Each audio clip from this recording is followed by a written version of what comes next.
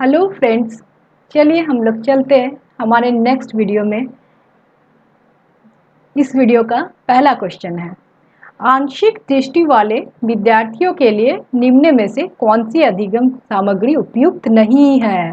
नहीं वाले क्वेश्चंस को क्या करना है, मैंने बोला था इसको ध्यान से नहीं को घेर लेना है, क्योंकि नहीं अगर स्किप हुआ तो सारा क्वेश्चंस आपका गड़बड़ हो सकता है। ठीक है, आंशिक दृष्टि वाले विद्यार्थी जो थोड़ा सा कम देखते हैं, ठीक है, मेरे जैसे विद्यार्थी मे भी बचपन से जन्म से उनका आंख में कुछ प्रॉब्लम है, हो सकता है कुछ चोट लग गई हो सकता है ज़्यादा पढ़ने टीवी देखने या लैपटॉप यूज़ करने, आज के डेट में मोबाइल यूज़ करने से आंख की रोशनी थोड़ी कम हो गई है। तो ऐसे विद्यार्थी को दिखता है लेकिन थोड़ा कम दिखता है, अगर बड़े बड़े हो तो ज़्यादा अच्छा दिखता है। और ऑडियो वीडियो ये सब आप इनको सुना सकते हैं, जिससे वो ज़्यादा अच्छे से समझ सकते हैं। ठीक है, तो आंशिक दृष्टि वाले विद्यार्थियों के लिए निम्न में से कौन सी अधिगम सामग्री उपयुक्त नहीं है, मतलब क्या आप यूज नहीं करेंगे ऐसे विद्यार्थियों को पढ़ाने के लिए। पहला, बड़े आकार में मुद्रित पुस्तकें। बड़ा बड़ा मुद्रित पुस्तक है, पढ़ने में मजा आ जाएगा। मैं भी अपने लैपटॉप में फॉन्ट को बड़ा करके पढ़ती हूँ ताकि पढ़ने में इजी रहे। त्रिविमीय नक्शे और चार्ट, 3 डायमेंशनल नक्शा और चार्ट बड़े बड़े लिख के, ठीक है, पढ़ने में मज़ा आएगा। बड़ा बड़ा लिखा हुआ 3 डायमेंशनल चार्ट है, दिखेगा भी अच्छा। बोलती पुस्तकें, ठीक है, इसमें रिकॉर्डिंग्स रहती है, कुछ ऐसे बुक्स होते हैं जो बोलती है। स्पर्शीय सूचना पट, अर्थात ब्रेल लिपि नहीं होती है, मतलब जिसमें लिखा हुआ रहता है, आप छू छू के पढ़ सकते हैं, ऐसे ऐसे ऐसे ऐसे करके छू के, ठीक है, उसको कहते हैं स्पर्शीय सूचना पट। आप छू के पढ़ रहे, ए है तो ए के जगह में थोड़ा सा उभार कर दिया गया है ऐसे, ठीक है, तो ये भी अच्छा है। छोटी मुद्रा वाली कार्यशीट, अब देखने में थोड़ा दिक्कत है, छोटी चीज़ें उनको दिखती ही नहीं है, तो अब छोटी मुद्रा वाले छोटी छोटी लिखी हुई है ऐसा कार्यशीट है तो बच्चा पढ़ नहीं सकता, तो आप कौन सा यूज़ नहीं करेंगे, छोटी मुद्रा वाले कार्यशीट यूज़ नहीं करेंगे। बाकी ऊपर के तीनों चीज़ें पॉजिटिव है और आप ज़रूर यूज़ करेंगे अगर आपके बच्चे पर स्कूल के बच्चे या विद्यार्थी जिन्हें आप पढ़ा रहे हैं उनको थोड़ी सी आँख में दिक्कत हो। चलिए चलते हमारे नेक्स्ट क्वेश्चन में। समावेशी शिक्षा के पीछे अंतर्हित विचार है। समावेशी शिक्षा के बारे में मैंने बहुत बार बात किया है। इंक्लूसिव एजुकेशन, जिसमें आप समाज के हर तरह के बच्चा को एक जगह समावेश करते हैं, एक जगह लेके पढ़ते हैं, क्योंकि सारे बच्चे को एक ही समाज में रहना है, एक दूसरे की मदद करनी है, एक दूसरे को समझना है। ठीक है, ऑप्शन नंबर 1, बच्चों को उनकी योग्यता के आधार पर पृथक करना और व्यावसायिक प्रशिक्षण देना। आप बच्चे को कभी भी पृथक नहीं करते हैं, अगर कभी ग्रुप बनाने की जरूरत पड़े तो हेट्रोजेनियस ग्रुप बनाते हैं। कमजोर बच्चे और इंटेलिजेंट बच्चे, अर्थात जो पढ़ाई में कमजोर है ऐसे बच्चे और जो इंटेलिजेंट बच्चे हैं उनको आप साथ में रखते हैं। ठीक है, पृथक ग्रुप नहीं बनाते, इससे बच्चों में थोड़ी सी हीनता की भावना मन में आ सकती है। व्यवसाय प्रशिक्षण, अभी बच्चा छोटा है भाई, व्यवसाय प्रशिक्षण क्यों देंगे।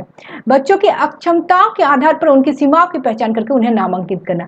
कभी भी आप बच्चों को नामांकित नहीं करते हैं, कहते हैं ना, लूल्हे को लूल्हा नहीं करते, लंगड़े को लंगड़ा नहीं करते, अंधे को अंधा नहीं करते, और बच्चों को भी कैसे कभी भी आप नामांकित नहीं करते हैं। ठीक है, अलग अलग क्षमताओं वाले बच्चों के लिए विशिष्ट शैक्षिक संस्थानों का प्रावधान करना।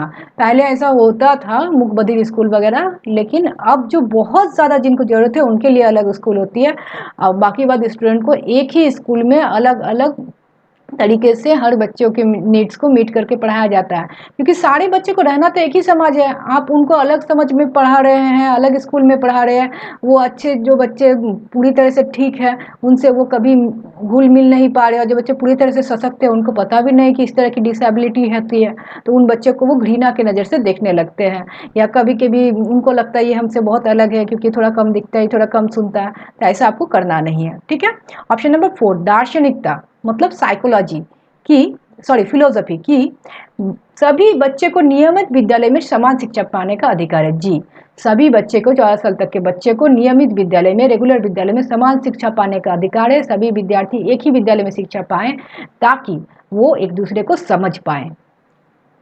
ठीक है, option number 4 is our right answer. और पहला ऑप्शन में योग्यता के आधार पर पृथक करना नेगेटिव बात है, पृथक हम कभी नहीं करते हैं। नामांकित करना नेगेटिव टैग वर्ड है, कभी भी नामांकित नहीं करते हैं।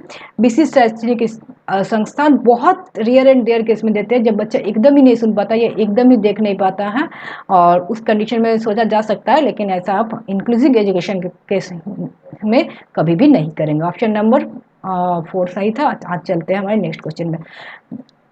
प्रतिभाशाली और सृजनात्मक बच्चों की आवश्यकताओं को किस प्रकार संबोधित किया जा सकता है? एक क्लास में सब तरह के बच्चे होते हैं, जिसमें कुछ प्रतिभाशाली बच्चे, कुछ सृजनात्मक बच्चे जो नया नया क्रिएशन करते हैं, कुछ बच्चे थोड़े से मंदबुद्धि होते हैं। तो सबकी नीड्स को आपको मीट करना है। तो प्रतिभाशाली और सृजनात्मक बच्चे की आवश्यकता को कैसे पूरा करेंगे, आप खुद सोच सकते हैं।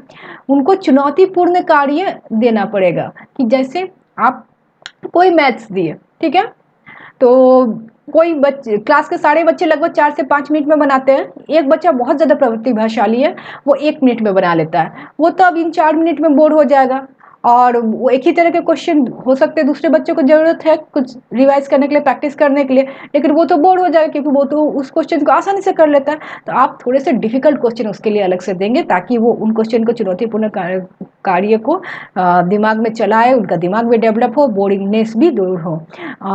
मेरे समय में मुझे याद है, क्लास 7 में हमेशा कुछ डिफिकल्ट क्वेश्चन देते थे। आसान क्वेश्चन सबको देते थे, जो सब सॉल्व कर लेते थे। मैं पहले सॉल्व कर लेती थी, तो उसके बाद मुझे कुछ चुनौतीपूर्ण क्वेश्चन, फिर उससे थोड़ा टफ क्वेश्चन देते थे, ताकि मैं क्लास मुझे मोनोटोनस भी नहीं लगे, इंटरेस्टिंग भी लगे, और मैं कुछ नया सीख भी पाऊँ, और शिक्षक सारे कक्षा को लेकर चल भी पाए। ठीक है, ऐसे शिक्षक को मैं कर जोड़ के नमन करती हूँ। ऑप्शन नंबर 2, वे प्रश्न देकर जिनमें अभिमुखी चिंतन आवश्यकता है। अरे चिंतन ही कराना है तो अपसारी कराओ, चारों दिशाओं में सोचो। एक दिशा में चिंतन क्यों कराएंगे? अभिमुखी चिंतन मतलब अभी एक दिशा में ही घूमो और उस क्वेश्चन को उसी तरह से बनाओ, ऐसा क्यों करेंगे? बच्चा पहले ही प्रतिभाशाली है, सृजनात्मक है, क्रिएटिव बनाओ और ज़्यादा खुल के सोचने का मौका दो। प्रश्न हल करने के लिए विशिष्ट निर्देश उपलब्ध कराकर, अर्थात आप बच्चे को प्रश्न हल करने के लिए कुछ हेल्प कर रहे हैं, गाइडेंस दे रहे हैं। अरे भाई, जो बच्चे नहीं बना पा रहे हैं आप उन्हें गाइडेंस दो, जो बच्चे बना रहे हैं प्रतिभाशाली उनको गाइडेंस क्यों देंगे आप? रटने पर आधारित परीक्षा देकर, कभी भी आप रटने पर जोर नहीं देते, चाहे वो प्रतिभाशाली स्टूडेंट हो, मंदबुद्धि हो, डल हो, कोई भी हो, रटने पर आधारित परीक्षा नहीं लेते हैं, ना आप रटने पर जोर देते हैं। रटना एक नेगेटिव टैगवर्ड है। पहला आपका वो प्रश्न देकर जो अभिमुखी चिंतन को बढ़ावा दे, अभिमुखी चिंतन नेगेटिव टैगवर्ड। प्रश्न हल करने के लिए विशिष्ट निर्देश आप जरूर देते हैं, पर वैसे बच्चों को देते हैं जो कमजोर है। रटने पर आधारित परीक्षा देकर, रटना नेगेटिव टैगवर्ड है। तो पहला ऑप्शन आप लोग के बहुत ज़्यादा सही है। चुनौतीपूर्ण कार्य देंगे, निरस्ता को दूर करेंगे और क्रियाकलाप को मोनोटोनस से इंटरेस्टिंग बनाएंगे। ऑप्शन नंबर पहला ही सही आंसर था। आते हैं हमारे नेक्स्ट क्वेश्चन में। पठन वैफल्य अर्थात डिसलेक्सिया, ठीक है, तो इस तरह की बात हम पहले भी कर चुके हैं। आप लोग देखे होंगे मूवी तारे जमीन पर, उसमें ईशान अवस्थी होते हैं, उनको जो है पठन वैफल्य रहता है। ठीक है, तो ऐसे बच्चों की पहचान कैसे की जाए? कई बार होता है आप कक्षा में पढ़ा रहे हैं, गार्जियन को भी नहीं पता कि उनके बच्चे को पठन वैफल्य है, क्योंकि बच्चा बहुत ज़्यादा छोटा है। हो सकता है उनके गार्जियन ध्यान नहीं दिए हो, या उनके गार्जियन अनएजुकेटेड हो। ठीक है, तो आप कैसे समझेंगे कि बच्चा को पठन वैफल्यता है? ठीक है, डिसलेक्सिया है या डिस्फेजिया है, कैसे समझेंगे? फर्स्ट, उनके सामाजिक एवं सांस्कृतिक संदर्भ को जानकर, मतलब वो किस समाज से आता है, किस संस्कृति से आता है। इससे पठन वैफल्य का कोई लेना देना नहीं है। गरीब समाज का, मतलब गरीब बैकग्राउंड का बच्चा हो या कोई भी कास्ट का बच्चा हो, पठन वैफल्य किसी को भी हो सकता है। बहुत ज़्यादा पढ़ा लिखा फैमिली हो या बहुत हाई क्लास सोसाइटीज हो, इससे कोई लेना देना नहीं है। पठन वैफल्य किसी को भी हो सकता है। ठीक है, पूर्ण शारीरिक स्वास्थ्य परीक्षण कराना, इसमें हेल्थ का परीक्षण करा के कोई फायदा नहीं है। नाक कान उनका सही चल रहा है, ठीक है, उनको पढ़ने में खाली प्रॉब्लम है। उनके पढ़ने और लिखने की कौशलता के विश्लेषण से, आप लोग देखे होंगे उस मूवी में आमिर खान जो है बच्चे की पढ़ने और लिखने की कौशलता को विश्लेषण करता है। उसकी माँ बोलती है, मेरा माँ या पापा शायद कोई बोलता है कि मेरा बच्चा तो गलत ही लिखता है, सब कुछ गलत लिखता है। तब उस आमिर खान जो उसके टीचर रहते हैं, वो प्रगतिशील शिक्षा के बीएड किए हुए टीचर रहते हैं शायद, इसीलिए उनको पता होता है। वो बार बार देखता है कि बच्चा कहाँ गलती कर रहा है। वो देखता है कि बच्चा बी को डी लिख दे रहा है, डी को बी लिख दे रहा है, 6 को 9 लिख दे रहा है, 9 को 6 लिख दे रहा है। अच्छा, तो बच्चे को डिसलेक्सिया कैसे पता चला? उनका पढ़ने का तरीका और लिखने का तरीका को गहन कौशलता से वो विश्लेषण किया है। बहुत सारा ऐसा उसका कॉपी लिया और बहुत सारे क्वेश्चंस के आंसर को चेक किया, जिससे उसको पता चला, उसका वो विश्लेषण किया। ऑप्शन नंबर 3 बहुत सही है। चलिए ऑप्शन नंबर 4 भी देख लेते हैं। उनकी जटिल वो उच्च स्तरीय समस्या को हल करने का क्षमता का आकलन करके।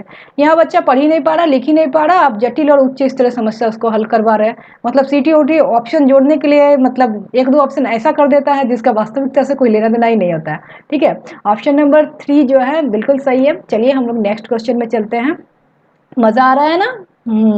मुझे भी बहुत मज़ा आ रहा है, क्योंकि अब एक पॉजिटिव वे में चल रहा है। आप लोग भी बहुत लेवल तक पहुंच चुके हो, अब बहुत अच्छे से क्वेश्चंस को सॉल्व कर पा रहे होंगे। मुझे पता है आप खुद मेरे बताने से पहले वीडियो को पॉज करके सही आंसर दे रहे होंगे। अगर आपको हेल्प मिल रहा है वीडियो से तो ज़रूर लाइक, शेयर और सब्सक्राइब कीजिएगा और कमेंट करके मुझे बताइएगा। प्रतिकूल परिस्थितियों और वंचित पृष्ठभूमि वाले अधिगमकर्ताओं को संबोधित करने के लिए निम्नलिखित में से कौन सी प्रभावशाली नहीं है? नहीं वाले बातों को आप हमेशा गोल करके घेर लेते हैं। प्रतिकूल परिस्थिति और वंचित पृष्ठभूमि, ऐसे बच्चे जो बहुत प्रतिकूल परिस्थिति से आते हैं, हो सकता है उनके घर में 2 वक्त का खाना नहीं नसीब होता है, हो सकते है वो समाज के ऐसे पृष्ठभूमि से हैं जहाँ गांव के गांव पूरे अनपढ़ हैं। ऐसे गांव भी हैं, मैंने खुद विजिट किया ऐसे गांव में। तो ऐसे पृष्ठभूमि वाले बच्चों के अधिगमकर्ता को संबोधित करने के लिए कौन सी पद्धति प्रभावशाली नहीं है? ठीक है, 3 होंगे जो प्रभावशाली हैं, 1 होंगे जो प्रभावशाली नहीं होंगे। तो आइए देखते हैं। अधिगमकर्ताओं से बातचीत करके उनकी आवश्यकता और उनके सम्मुख आई चुनौतियों को समझना। अधिगमकर्ता से आप बातचीत कर रहे हैं, आप उससे पूछ रहे हैं बेटा आपके सामने आपको क्या चीज़ की आवश्यकता है। हो सकता है उसको किताब, कॉपी, कलम, पेंसिल की आवश्यकता हो सकता है उसे किसी दिन घर में खाना नहीं मिला हो तो उसे भूख लगी हो। तो आप उससे बातचीत करते हैं और उनके सन्मुख क्या क्या चुनौती आ रही है आप उससे पूछ सकते हैं। हो सकता है उसके फैमिली में बहुत ज़्यादा लड़ाई झगड़ा वाला माहौल हो, तो आप उससे पूछ के उनके चुनौतियों को दूर करने की कोशिश कर सकते हैं। बहुत अच्छी बात है। चलते हैं हमारे ऑप्शन नंबर 2 पे। अधिगमकर्ताओं को विद्यालय से बाहर ट्यूशन पढ़ने के लिए कहना, जिससे कि अध्यापक को उन पर अधिक ध्यान न देना पड़े। एक अध्यापक का कर्तव्य है वो सारे बच्चों पर ध्यान दे, तो ऐसा तो नहीं है कि आप उस पर ध्यान नहीं देंगे। और दूसरी बात, विद्यालय से बाहर ट्यूशन पढ़ने के लिए आप कभी भी नहीं कहते हैं, चाहे बच्चा प्रतिकूल परिस्थिति का हो या अनुकूल परिस्थितियाँ का हो। ऑप्शन नंबर 3, विद्यार्थियों को संतुलित चुनौतीपूर्ण लक्ष्यों के लिए अभिप्रेरित करना। हाँ, अच्छा बात है। संतुलित चुनौतीपूर्ण लक्ष्य आप देते हैं, ठीक है, कि उसके लेवल के अनुसार उसको लक्ष्य देते हैं और उसको बनाने के लिए अभिप्रेरित करता है। जब वो खास आसान लेवल तक आप क्वेश्चन बना लेता है तो आप थोड़े से लेवल टफ करके उसके प्रश्न देते हैं, बहुत अच्छी बात है। और उपयुक्त शिक्षण सहायता उपलब्ध कराना, उसके जिस कमी के कारण उसको पढ़ने में दिक्कत हो रहा है, अर्थात अगर उसके पास पढ़ने के लिए किताब, पेन, पेंसिल की ज़रूरत है तो आप उसको पूरा करवा दे रहे हैं स्कूल के फंड की मदद से। ऑप्शन नंबर 4, कार्यकलापों के लिए सहयोगी समूह बनाना। आप बच्चों के आपस में समूह बना देते हैं।